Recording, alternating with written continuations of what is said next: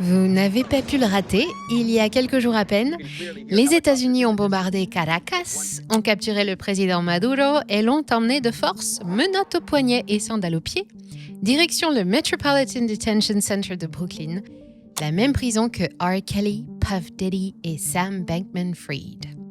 L'opération a fait la une de toute la presse mondiale. Trump s'est vanté d'une mission parfaite, sans mort américaine. Le dictateur a été extrait en pleine nuit comme dans un film d'action, une démonstration de force spectaculaire qui a pris tout le monde de court. Officiellement, il s'agit de mettre fin au narcoterrorisme, de démanteler le cartel de Maduro, de restaurer la démocratie et de sauver le peuple opprimé du Venezuela. Mais derrière le discours officiel se cachent d'autres enjeux. Le pétrole, évidemment. Les plus grandes réserves mondiales sont dans les sous-sols du pays, tout le monde ne parle que de ça. Mais ce dont personne ne parle, c'est de l'or. 161 tonnes dans les coffres, 10 000 tonnes sous terre. Et que dire de l'argent ou du coltan, indispensable aux batteries et aux smartphones. Un trésor de ressources naturelles valorisé à plus de 1 000 milliards de dollars. Dans cette vidéo, on va décortiquer les vraies raisons de cette intervention. On va parler de la bataille pour les ressources, de la guerre du pétrodollar, du bras de fer entre les États-Unis, la Chine et la Russie. Et comme on est sur Money Radar, on va voir comment adapter votre stratégie d'investissement face à ce bouleversement géopolitique majeur. Parce qu'au-delà du spectacle médiatique, il y a des conséquences réelles pour les marchés, et ça peut vous concerner. Mais avant de commencer, laissez-moi vous parler de notre partenaire Cast, la néobanque révolutionnaire qui vous permet de payer en stablecoins. Ouvrez un compte en dollars en un clin d'œil et dépensez vos cryptos partout dans le monde comme si c'était de l'argent fiat. Profitez d'une carte Visa Platinum gratuite, acceptée chez plus de 150 millions de commerçants dans plus de 160 pays. Voyage, shopping, tout est possible. Accumulez des points CAST pour participer à leur airdrop exclusif et booster vos rewards. Gagnez jusqu'à 10% de cashback sur toutes vos dépenses avec les cartes premium. Et pour vous accompagner, un service client et une conciergerie disponible 24 heures sur 24 et 7 jours sur 7 via WhatsApp, email, WeChat ou Telegram. Le meilleur, ouvrez votre compte en moins de 5 minutes et reprenez le contrôle de vos finances dès aujourd'hui avec Cast.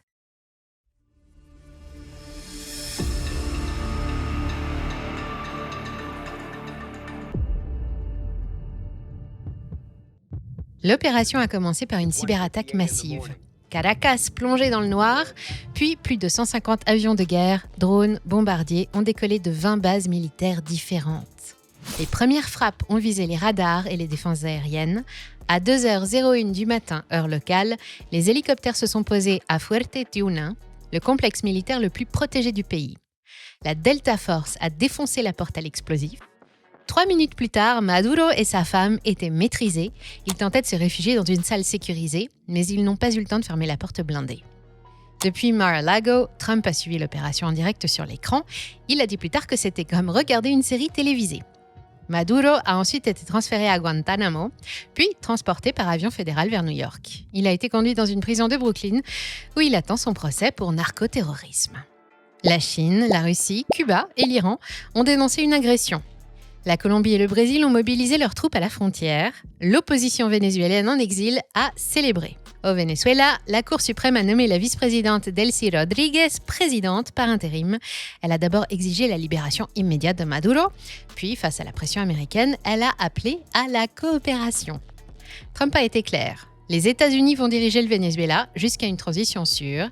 Il a menacé Rodríguez de conséquences pires que Maduro si elle ne coopère pas. Voilà pour les faits. Maintenant, la vraie raison, pourquoi ? Pourquoi une telle opération ? Pourquoi maintenant ? Et surtout, pourquoi prendre un risque diplomatique aussi énorme pour capturer le président d'un pays qui ne représente même pas 1% du trafic de cocaïne vers les États-Unis ? Trump martèle depuis des mois que Maduro serait à la tête du cartel de Los Soles, une organisation criminelle qui aurait transformé le Venezuela en narco-État. Les accusations sont lourdes. Alliance avec les FARC colombiennes, organisation terroriste, acheminement de tonnes de cocaïne vers les États-Unis, enrichissement personnel massif. Alors oui, personne ne nie l'existence du trafic de drogue au Venezuela. Oui, la corruption du régime est documentée. Mais est-ce que cela justifie une invasion militaire d'un pays souverain ? La première opération de ce type en Amérique latine depuis le Panama en 1989. C'est là que le discours officiel commence à montrer ses failles. Parlons d'abord du pétrole puisque c'est l'éléphant dans la pièce dont tout le monde parle. Le Venezuela détient effectivement les plus grandes réserves de pétrole prouvées au monde, 303 milliards de barils, soit 17% des réserves mondiales. C'est plus que l'Arabie Saoudite, c'est plus que n'importe quel autre pays sur la planète. À première vue, c'est un trésor inestimable. Sauf que ce pétrole vénézuélien a une particularité, c'est du brut extra lourd, visqueux, chargé en soufre, de qualité médiocre. Pour le transformer en essence utilisable, il faut des raffineries ultra sophistiquées, équipées de systèmes de désulfuration profonde. Ces installations coûtent des fortunes et très peu de pays les possèdent. Et devinez qui a massivement investi dans ces technologies ? Les États-Unis. Entre 1990 et 2010, Washington a déboursé plus de 100 milliards de dollars pour équiper ses raffineries, principalement celles de la côte du golfe du Mexique, qui représente 55% de la capacité de raffinage américaine, soit 9 millions de barils par jour. Ajoutez à cela les 3 raffineries de Citgo, l'ancienne compagnie pétrolière vénézuélienne nationalisée puis revendue, qui traite à elle seule 800 000 barils par jour de brut lourd. Personne au monde n'a cette infrastructure à cette échelle. Les Américains sont les seuls capables de traiter massivement le pétrole vénézuélien et d'en tirer un profit maximal. Trump l'a d'ailleurs dit sans détour lors de sa conférence de presse. Les compagnies pétrolières américaines vont investir des milliards dans les infrastructures vénézuéliennes et ça va rapporter beaucoup d'argent. Mais pour relancer la production à plein régime, il faudra entre 58 et 100 milliards de dollars d'investissement selon les estimations et entre 5 et 10 ans de travaux. Les pipelines sont à l'abandon depuis des décennies, les équipements obsolètes, la production actuelle ne représente qu'un tiers du pic des années 90. Vous voyez maintenant qu'il y a toujours plusieurs niveaux de lecture dans l'actualité économique. Si vous voulez faire partie de ceux qui comprennent les vrais enjeux avant tout le monde, abonnez-vous à Money Radar. On est bientôt 600 000 abonnés à analyser les coulisses de l'économie mondiale ensemble. Vous savez ce qu'il vous reste à faire. Le pétrole vénézuélien, c'est un jackpot, mais un jackpot long terme qui demande patience et capitaux massifs. Or, il y a un autre trésor dont presque personne ne parle. L'or tout court. Le Venezuela possède officiellement 161 tonnes d'or dans ses réserves, soit 22,5 milliards de dollars au cours actuel. Ce sont les plus grandes réserves d'Amérique latine. Mais ce qui dort dans les coffres de la Banque centrale à Caracas n'est rien comparé à ce qui se trouve sous terre. L'Arco Minero, cette immense ceinture minière dans le bassin de l'Orénoque, contiendrait, selon les estimations géologiques, environ 10 000 tonnes d'or non exploitées, 20 fois les réserves d'or de la France. On parle de 1 400 milliards de dollars enfouis dans le sol vénézuélien. Et contrairement au pétrole qui demande des années de reconstruction, l'or est liquide, immédiatement mobilisable, un collatéral parfait pour des prêts du FMI ou pour financer une reconstruction rapide du pays. D'ailleurs, il y a un détail intéressant, 1,8 milliard de dollars d'or vénézuélien sont gelés à la Banque d'Angleterre depuis 2018, bloqués par les sanctions. Avec Maduro désormais en prison à Brooklyn, les obstacles juridiques pour transférer cet or vers un gouvernement reconnu par Washington viennent de s'évaporer. Et puis, il y a le coltan, le blue gold de l'ère numérique. Ce minerai rare indispensable à la fabrication de tous les smartphones, toutes les batteries de voitures électriques, tous les condensateurs des appareils électroniques modernes. Le Venezuela en possède des gisements considérables, évalués à plus de 100 milliards de dollars. Sans coltan, pas de révolution technologique et pas de transition énergétique. Et hasard du calendrier ou pure coïncidence, les États-Unis viennent tout juste d'annoncer un contrat de 7 milliards de dollars pour construire une méga fonderie dans le Tennessee. Une installation capable de traiter 1,1 million de tonnes de matières premières par an. Le projet est détenu à 40% par le département de la Défense et financé par JP Morgan. JP Morgan, cette banque qui se trouve justement avoir une position short massive sur l'argent physique depuis des années et qui cherche activement à s'approvisionner en métaux précieux. Intéressant, non ?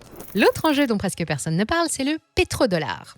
Depuis 1974, le pétrole vendu dans le monde est libellé en dollars américains. Tous les pays du monde, qu'ils soient alliés ou ennemis de Washington, sont plus ou moins obligés de détenir des dollars dans leurs réserves pour acheter leur énergie. Ça permet aux États-Unis d'imprimer de l'argent en quantité phénoménale pendant que le reste du monde doit travailler, produire, exporter pour en obtenir. C'est ce système qui finance les déficits américains, la dette colossale, les dépenses militaires, l'État-providence.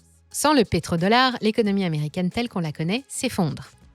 Or, depuis 2018, le Venezuela a annoncé qu'il allait se libérer du dollar. Maduro a commencé à vendre son pétrole en yuan chinois, en euros, en roubles, en n'importe quelle devise, sauf des dollars. Le pays négociait son adhésion aux BRICS, ce bloc mené par la Chine et la Russie qui construit activement des alternatives au système financier dominé par l'Occident. Il développait des canaux de paiement directs avec Pékin qui contournent complètement SWIFT, le réseau interbancaire contrôlé de facto par Washington. Et ce n'est pas un détail marginal. Le Venezuela, c'est l'équivalent d'un grand producteur OPEP qui fait sécession. Si d'autres pays suivent cet exemple, encouragés par l'adhésion du Venezuela aux BRICS, c'est tout l'édifice du pétrodollar qui se fissure. Saddam Hussein a essayé en 2000, Kadhafi en 2009 et puis Maduro en 2018. 3 dirigeants, 3 tentatives de sortir du pétrodollar, 3 fins identiques. La différence avec Maduro, c'est qu'il n'était pas seul. Il avait trouvé un acheteur qui se fichait complètement du dollar, la Chine. Parce que oui, au-delà du pétrodollar, cette intervention au Venezuela a aussi une dimension géopolitique. C'est un coup direct porté à l'influence chinoise en Amérique latine.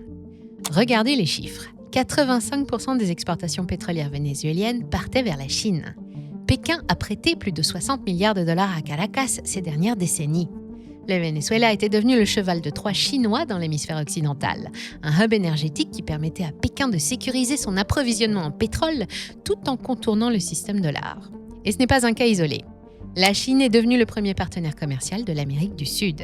Pékin a massivement investi dans les infrastructures, construit des ports stratégiques comme celui de Shanghai au Pérou, pris le contrôle de mines de lithium et de cobalt partout sur le continent. En capturant Maduro, Washington envoie un message clair à tous les pays qui tentent de sortir du dollar, comme à Pékin. Défiez le pétrodollar, construisez une alliance avec nos rivaux et on viendra vous chercher. Peu importe le droit international, peu importe la souveraineté, peu importe les conséquences diplomatiques. Alors, qu'est-ce que ça change pour vos portefeuilles ? L'impact immédiat sur les marchés reste limité. Le Venezuela n'est pas systémique. Le pays est passé du statut de premier producteur mondial de pétrole dans les années 90 au 20e rang aujourd'hui, moins de 1% de l'offre mondiale. Le marché pétrolier est en suroffre de toute façon, c'est pour ça que les prix restent sous les $60 le baril. Cette disruption va juste rééquilibrer un peu le marché sans provoquer de hausse significative. Il n'y a pas d'opportunité immédiate là-dessus. Le vrai sujet, ce sont les conséquences à long terme de ce regain d'interventionnisme américain. Ce qui s'est passé au Venezuela, c'est l'application concrète de la National Security Strategy américaine.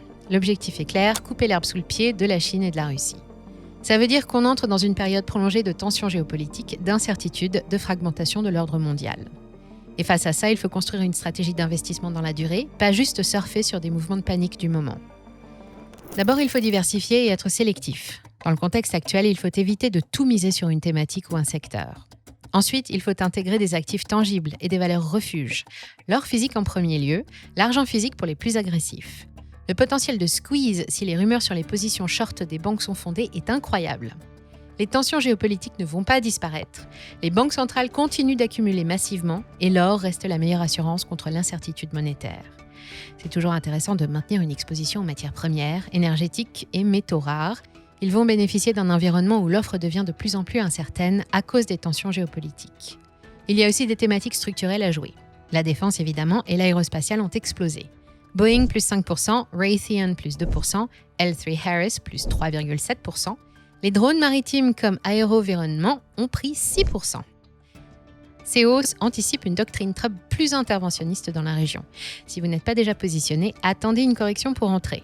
Les marchés émergents latino-américains ont subi une contagion irrationnelle. Le Brésil, la Colombie décrochent par réflexe alors que leurs fondamentaux sont solides. C'est exactement ce type de surréaction qu'il faut surveiller pour trouver des points d'entrée. Et surtout, ne vous précipitez pas sur les histoires de reconstruction pétrolière. ExxonMobil, Chevron, Halliburton, Schlumberger, oui, ils vont bénéficier à terme, mais c'est un pari à 5-10 ans, avec une incertitude politique massive. Du côté des risques maintenant, parce qu'il faut les avoir en tête, l'inquiétude est du côté d'une escalade militaire avec la Chine ou la Russie. L'ordre mondial se fragmente. Les grandes puissances utilisent la force pour leurs intérêts économiques, le pétrodollar est contesté, et cette contestation ne sera pas pacifique. Les prochains mois seront déterminants. Soit stabilisation et reconstruction, soit chaos et volatilité extrême. Ceux qui auront compris les vrais enjeux avant tout le monde auront l'avantage. Enfin, un dernier mot. Depuis l'arrivée de Chavez en 1999 puis de Maduro en 2013, le Venezuela a connu un effondrement sans précédent. Le PIB s'est effondré de plus de 75%. Plus de 7 millions de personnes ont fui le pays. L'ONU a estimé que plus de 20 000 Vénézuéliens ont été tués dans des exécutions extrajudiciaires. Alors oui, Trump est peut-être un opportuniste. Oui, ses motivations sont plus guidées par les intérêts américains que par l'altruisme. Oui, cette intervention soulève des questions sur le droit international. Mais le gagnant collatéral de tout ça, c'est peut-être ce peuple qui mérite enfin de sortir de ce cauchemar. À Miami, à Doral, des milliers de Vénézuéliens ont dansé dans les rues en apprenant la capture de Maduro. Pour eux, peu importe les vraies raisons de Trump, ce qui compte, c'est que le dictateur n'est plus là. C'est complexe. On peut condamner la méthode tout en reconnaissant que le résultat pourrait bénéficier à un peuple qui a trop souffert. Cliquez sur le lien dans la description pour ouvrir un compte en 5 minutes et reprendre le contrôle de votre argent. Si la vidéo vous a plu, pensez à laisser un like et à la partager. Merci à toutes et à tous pour votre fidélité, restez curieux et je vous dis à très vite sur Money Radar.